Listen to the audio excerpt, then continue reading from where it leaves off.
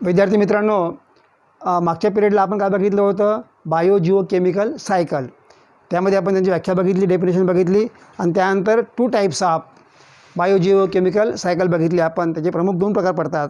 एक म्हणजे gaseous cycle and second sedimentary cycles.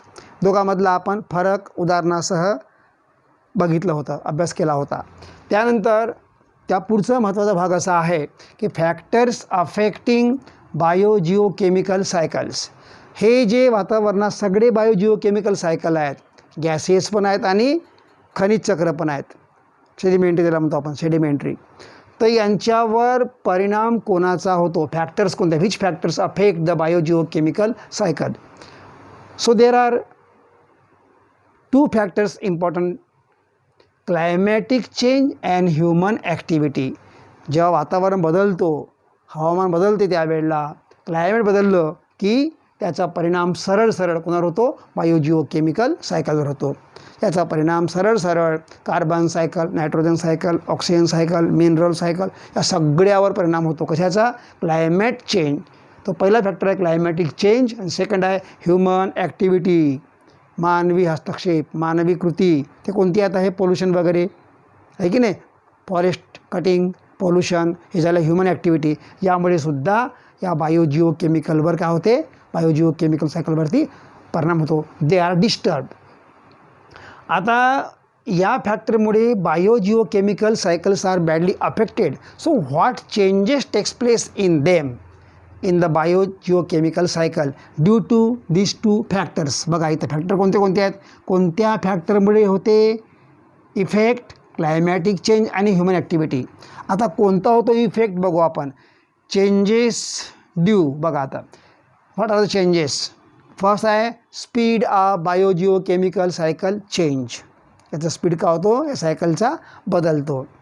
सगळे हे चक्र जे आहेत, वायुचक्र, खनिज चक्र, याचं काय होते? स्पीड कमी होते, जास्त होते. इंटेन्सिटी बघा, आता पूर आला, वादळ आला, याच्यामुळे फरक पडते बरं, आहे की नाही. भूकंप आला, यामुळे फरक पडते. त्यानंतर खूप पोल्युशन वाढलं, जंगल कापले गेले, त्यामुळे फरक पडते. तर what are changes in the biogeochemical cycle due to this factor?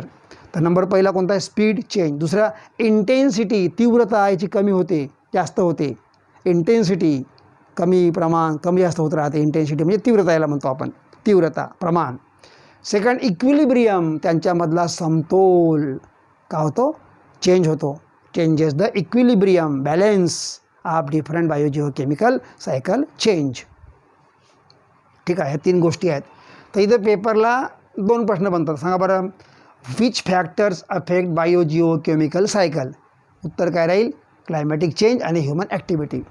Second, what are the changes in the biogeochemical cycle due to climatic change and human activity? मग हे उत्तर लिहायचं कोणतं? Speed change, intensity of bio Jio chemical cycle change and equilibrium of bio Jio chemical cycle change. समतोल याला म्हणतो आपण, समतोल, बॅलेन्स. त्याला लिहायचं बॅलेन्स. इक्विलिब्रियम म्हणजे काय? Balance.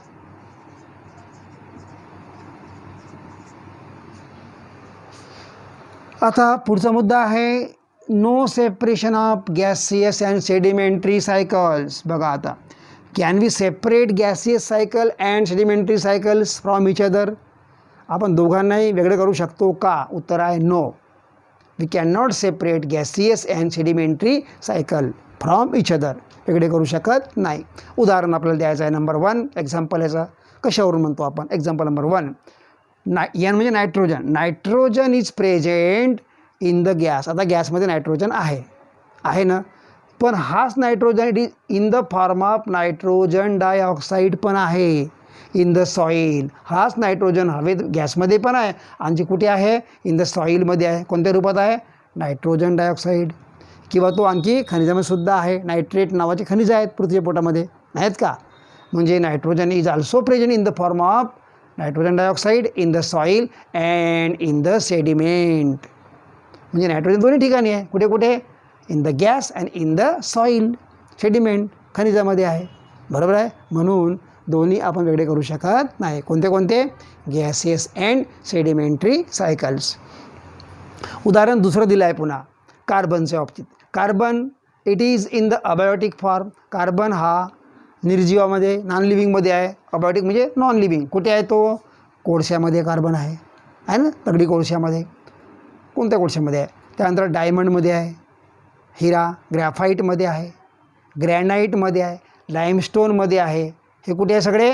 In the earth crust, पृथ्वीच्या पोटामध्ये सगळे आहेत हे, आहे ना. कोणत्या रूपाने? खनिज रूपाने. पण हाच carbon it is also present as the carbon dioxide in gas. हा सुद्धा कुठे आणखी गॅस रूपातही आहे, इन द एअर. म्हणजे कार्बन जमिनीमध्येही आहे आणि एअरमध्येही आहे. बरोबर आहे? ठीक आहे. तर यावरून काय सिद्ध होते की गॅसेस आणि सेडिमेंटरी सायकल्स वेगळे होऊ शकत नाही, कारण तोच घटक हवेतही आहे, तोच घटक आणखी जमिनीमध्ये आहे, पाण्यामध्येही आहे, खनिजामध्येही आहे. बरोबर आहे. आता पुढचा मुद्दा हा महत्त्वाचा आहे. Carbon is present in the biotic form. लिव्हिंगमध्ये कार्बन आहे ना, कारण लिव्हिंगची बॉडी कशाची बनली आहे? Carbohydrate, fats. लिव्हिंगच्या फूडमध्येही कार्बन आहे. कार्बोहायड्रेट, फॅट्स, प्रोटीन्समध्ये कार्बन आहे की नाही? तर लिव्हिंग बॉडीमध्ये कार्बन आहे, फूड रूपानं किंवा बॉडी रूपानं. पण हा carbon in biotic form it is for short period. म्हणजे कार्बन हा लिव्हिंगमध्ये फक्त शॉर्ट पिरियड करता असतो, not more than that period. खूप जास्त वेळ राहत नाही तो. जास्त कुठे राहतो मग? Abiotic form. म्हणजे कोणत्या फॉर्ममध्ये राहतो तो? बघा याच्यामध्ये राहतो, कोल, डायमंड, ग्रॅफाईट, ग्रॅनाईट, दगड्या रूपानं राहतो, आहे ना. लाईमस्टोन म्हणजे चुनखडकात कार्बन असतो, कॅल्शियम कार्बोनेट. बरोबर आहे. म्हणजे जास्त कार्बन कुठे असतो? इन अबायोटिक फॉर्ममध्ये असतो. कोणापेक्षा? लिव्हिंगच्या पेक्षा, म्हणजे बायोटिक फॉर्मपेक्षा. आता पुढचा मुद्दा आहे कार्बन सायकल. आता बघा, असा हा कार्बन कशा प्रकारे बायोटिककडून अबायोटिककडे, म्हणजे नॉन लिव्हिंगकडून लिव्हिंगकडे, लिव्हिंगकडून पुन्हा नॉन लिव्हिंगकडे जातो येतो, याला म्हणतो आपण सायकल, आहे ना. सायकल चाक बघा आपला फिरतो का नाही? सुरू झाला की पुन्हा वापस येतच, सुरू झाला की पुन्हा वापस त्याच ठिकाणी येतो. बरोबर आहे. इथून तो सुरू होतो पहिल्यांदा. तर इथं बघूया आपण कार्बन सायकलची व्याख्या आपल्याला करता येईल. It is circulation process. काय असतो? प्रवाह. कार्बनचा काय आहे? प्रवाह सुरू असतो. Circulation process and recycling. पुन्हा तेच सर्क्युलेशन अँड रिसायकलिंग. जिथून तो सुरू होतो तिथंच पुन्हा वापस जातो. Circulation process, recycling of carbon. कोणाकडून? From atmosphere to living. म्हणजे वातावरणाकडून कोणाकडे? लिव्हिंगकडे. आणि पुन्हा and back to the atmosphere. म्हणजे पुन्हा living to atmosphere back. It is called as carbon cycle. बघा व्याख्या, सर्क्युलेशन अँड रिसायकलिंग कोणाची? Of carbon. बरोबर आहे. From atmosphere to living and again back to the atmosphere is called as carbon cycle. आता हा actual carbon cycle होतो कसा तो आपण शिकूया. हा तुमचा सन, सूर्य. फ्रॉम, आता बघा, carbon it is in the air. कोणत्या फॉर्ममध्ये आहे? कार्बन डायऑक्साईडच्या फॉर्ममध्ये आहे. This carbon dioxide come to the plant घेतात. कशामध्ये? In the photosynthesis process. जेव्हा प्लॅन्ट मेक द फूड त्यावेळेला ते कार्बन डायऑक्साईड हवेतला घेतात. म्हणजे तो कार्बन कुठे आला? आता प्लॅन्टमध्ये आला. मग plant make the food and that food transfer to animals. तो फूड कुठे गेला? ॲनिमलकडे गेला. म्हणजे कार्बन कुठे आला? ॲनिमलकडे आला. कोणत्या रूपात? फूडच्या रूपात. देन फ्रॉम द प्लॅन्ट, जेव्हा प्लॅन्ट पुन्हा काय करते? रेस्पिरेशन करते. लिव्हिंग म्हटलं की रेस्पिरेशन त्यांनी करणारच आहे, respiration. So when plant do respiration, आणि व्हेन ॲनिमल डू रेस्पिरेशन. बघा तुम्हाला सर्वांना माहीत आहे, when living in respiration, when living do respiration, which gas they give. ते कोणतं गॅस द्या सांगा बरं? नक्कीच carbon dioxide. So plant give carbon dioxide. पुन्हा तो हवेत सोडतात. कधी? In respiration. किंवा मेल्यावर सुद्धा. जेव्हा प्लॅन्ट मरते तेव्हा प्लॅन्टची बॉडी सडते की नाही?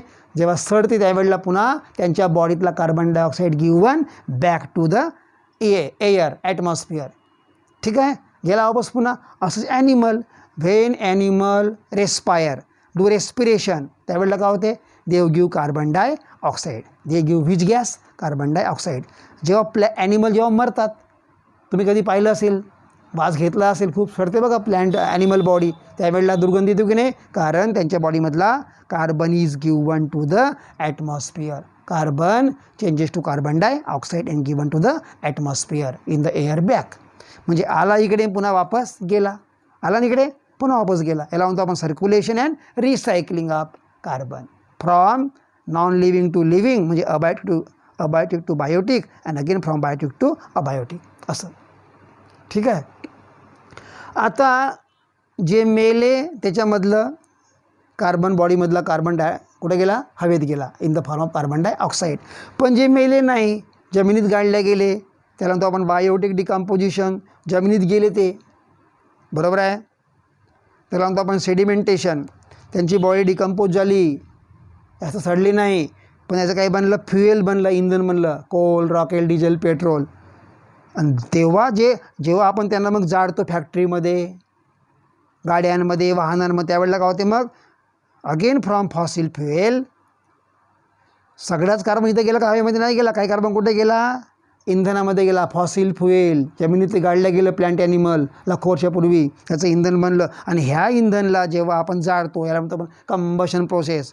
तर जेव्हा कोणतंही तुम्ही इंधन जाळा, त्यावेळेला काय होते मग, again from the fuel the carbon is given in the atmosphere in the form of carbon dioxide. तो पुन्हा कुठे गेला, हवेत गेला. अशा प्रकारे दिस is the carbon cycle.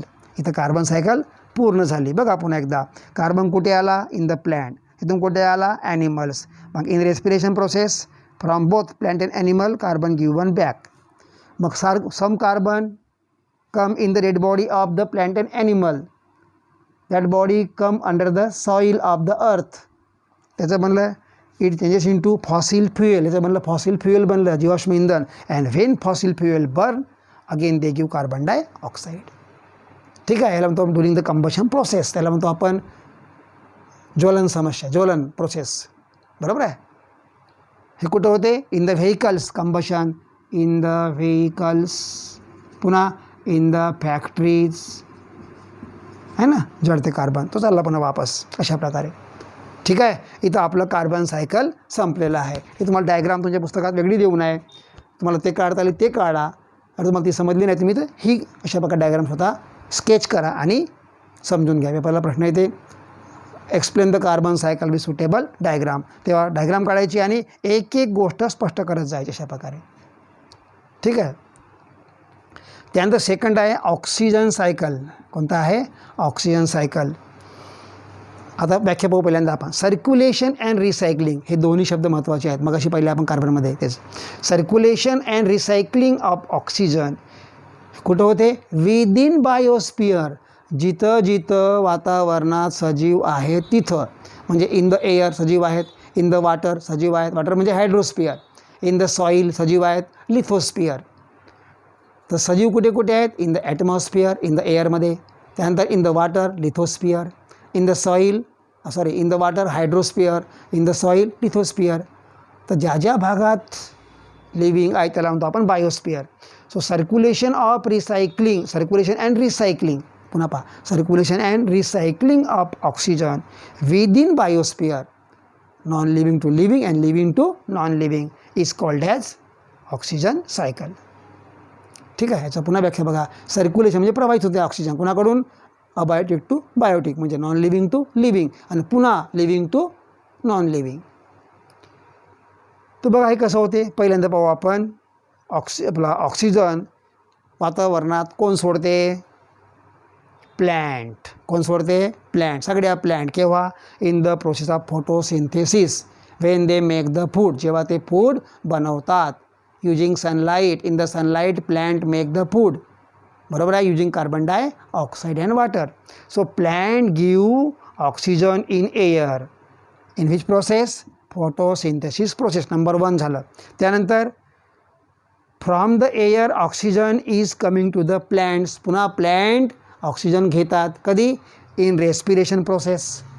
Animal also take oxygen from the air in respiration process, बरोबर आहे. याला आपण म्हणू आर म्हणजे रेस्पिरेशन प्रोसेस.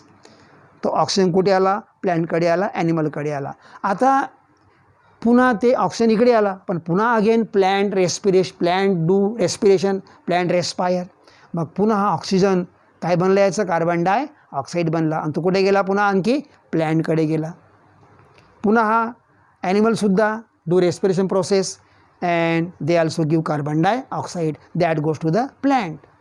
आणि पुन्हा फ्रॉम द प्लॅन्ट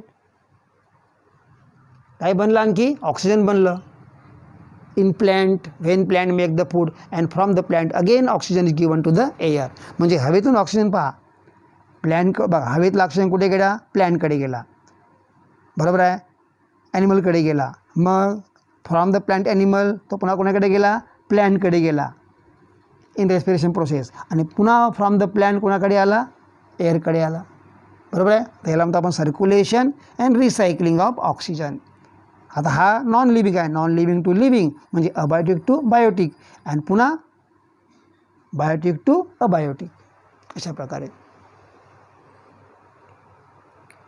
तुम्हाला एक्सप्लेन करावं लागेल. त्यानंतर हा पुढचा आहे forms of oxygen in atmosphere. या पृथ्वीवर ऑक्सिजन कोणकोणत्या रूपात आढळतो, ऑक्सिजनचे फॉर्म्स कोणते, स्वरूप कोणते कोणते आहेत. बघा, पहिला कोणता आहे, O2 म्हणजे याला म्हणतो आपण मॉलेक्युलर ऑक्सिजन. काय नाव आहे, पहिलं स्वरूप आहे, पहिलं form. This is the first form of oxygen, molecular oxygen. दुसरं कोणतं आहे, कार्बन डायऑक्साईड, इथं ऑक्सिजन आहे ना. त्यानंतर H2O, वॉटरमध्ये ऑक्सिजन आहे ना. त्यानंतर inorganic compound, sulphate, nitrate, phosphate, याच्यामध्ये पुन्हा काय असतो, हा कार्बोनेट, याच्यामध्ये असतो ऑक्सिजन असतो. ठीक आहे. आता हे ऑक्सिजन सायकल जे आहे बघा, पुन्हा एकदा पहा, फॉर्म्स ऑफ ऑक्सिजन कोणते कोणते आहेत, molecular oxygen O2, carbon dioxide, H2O water, inorganic compounds. आता पुढे पाहणार आहोत आपण ऑक्सिजन सायकल कसं असते. It is extremely complex. सगळ्या सायकलमध्ये हे ऑक्सिजन कसं आहे, oxygen cycle it is complex, गुंतागुंतीचं आहे, किचकट आहे, ओके, मायन्यूट आहे, म्हणून त्याला म्हटलं एक्स्ट्रीमली कॉम्प्लेक्स. अशा प्रकारे आपण आजच्या या पिरियडला माहिती बघितलेली आहे. तर पहिले आपण पुन्हा एकदा आपण रिव्ह्यू उजळणी करू. कसं, फॅक्टर्स अफेक्टिंग बायोजिओकेमिकल सायकल, त्यानंतर changes in biogeochemical cycle, no separation of gases sedimentary cycle, हे उदाहरण द्यायचे, कारण काय, व्हाय, उदाहरण द्यायचे 1-2. त्यानंतर कार्बन सायकल डेफिनेशन, इथं एक्सप्लेन विथ डायग्राम, एक्सप्लेन केलं आत्ता, डायग्राम पहिले काढायची मग एक्सप्लेन करायचं, एक मागे एक, बरोबर 1 by 1. त्यानंतर ऑक्सिजन सायकल डेफिनेशन आणि नंतर मग डायग्राम, एक्सप्लेनेशन, शेवटी फॉर्म्स ऑफ ऑक्सिजन आणि लास्टमध्ये काय पाहिलं आपण, ऑक्सिजन सायकल एक्स्ट्रीमली कॉम्प्लेक्स. तर पहिले हे ऐकून घ्या, नीट वाचा, पहिले पुस्तक, पहिले हे लक्ष देऊन ऐका. हे ऐकण्यापूर्वी तुम्ही एकदा पुस्तक वाचा, तुम्हाला समजणार नाही, काही समजणार नाही. मग हे व्हिडिओ वॉच करा, मग डबल अंकी पुस्तक पहा आणि मग तुम्ही याचे पॉईंट लिहून काढा आणि प्रश्न बनवा. ठीक आहे. अशा प्रकारे पेपरला प्रश्न कसं, write down the steps of carbon cycle, step लिहायचं, पहिले कार्बन कुठे येते, मग कुठे येते, मग जातो कसा, हे बरोबर स्टेप बाय स्टेप लिहा. डायग्राम पाहून तुम्हाला लिहिणं सोपं जाते. असेच explain the oxygen cycle with suitable diagram, explain the step of oxygen cycle. आरामात घ्यायचं, हळूहळू घ्यायचं, नाही समजलं तर मला विचारायचं. Okay, I should stop here.